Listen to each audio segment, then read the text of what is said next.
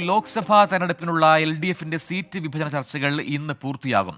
15 സീറ്റിൽ CPIM-ഉം 4 സീറ്റിൽ CPI-യും 1 സീറ്റിൽ കേരള കോൺഗ്രസ് എമ്മും മത്സരിക്കും എന്നാണ് സൂചന. സ്ഥാനാർത്ഥി ചർച്ചകൾക്കായി CPIM-ന്റെ സംസ്ഥാന സെക്രട്ടേറിയറ്റ് യോഗവും CPI-യുടെ സംസ്ഥാന കൗൺസിൽ യോഗവും ഇന്ന് തുടങ്ങും. കേരള കോൺഗ്രസ് കൂടി മുന്നണിയുടെ ഭാഗമായതോടെ ഒരു സീറ്റ് അവർക്ക് നൽകേണ്ടി വരും. CPIM മത്സരിക്കുന്ന കോട്ടയം സീറ്റായിരിക്കും കേരള കോൺഗ്രസ് എമ്മിന് നൽകുക. രണ്ടാമതൊരു സീറ്റ് കൂടി വേണമെന്ന ആവശ്യം കേരള കോൺഗ്രസ് മുന്നോട്ട് വെച്ചെങ്കിലും CPIM അംഗീകരിച്ചിട്ടില്ല. ഇന്ന് വൈകിട്ട് ചേരുന്ന ഇടതു മുന്നണി യോഗം സീറ്റ് വിഭജനത്തിന്റെ കാര്യത്തിൽ അന്തിമ തീരുമാനമെടുക്കും. അതിനുശേഷമായിരിക്കും സ്ഥാനാർത്ഥി നിർണയത്തിലേക്ക് കടക്കുക. CPIM-ന്റെ സംസ്ഥാന നേതൃയോഗങ്ങൾ ഇന്ന് ആരംഭിക്കും. ഇന്ന് സംസ്ഥാന സെക്രട്ടേറിയറ്റും നാളെ സംസ്ഥാന കമ്മിറ്റി യോഗവുമാണ് നടക്കുക. മുതിർന്ന നേതാക്കൾക്കൊപ്പം ചില പുതുമുഖങ്ങളെയും രംഗത്തിറക്കാനാണ് CPIM-ന്റെ ആലോചന.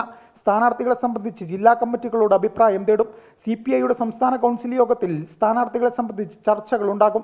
തിരുവനന്തപുരം, മാവേലിക്കര, തൃശൂർ, വയനാട് സീറ്റുകളിലാണ് CPI മത്സരിക്കുന്നത്.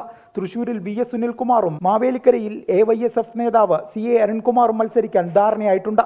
വയനാട് ആനി രാജയുടെ പേരാണ് പരിഗണിക്കുന്നത്. തിരുവനന്തപുരം സീറ്റിന്റെ കാര്യത്തിൽ അന്തിമ തീരുമാനമായിട്ടില്ല.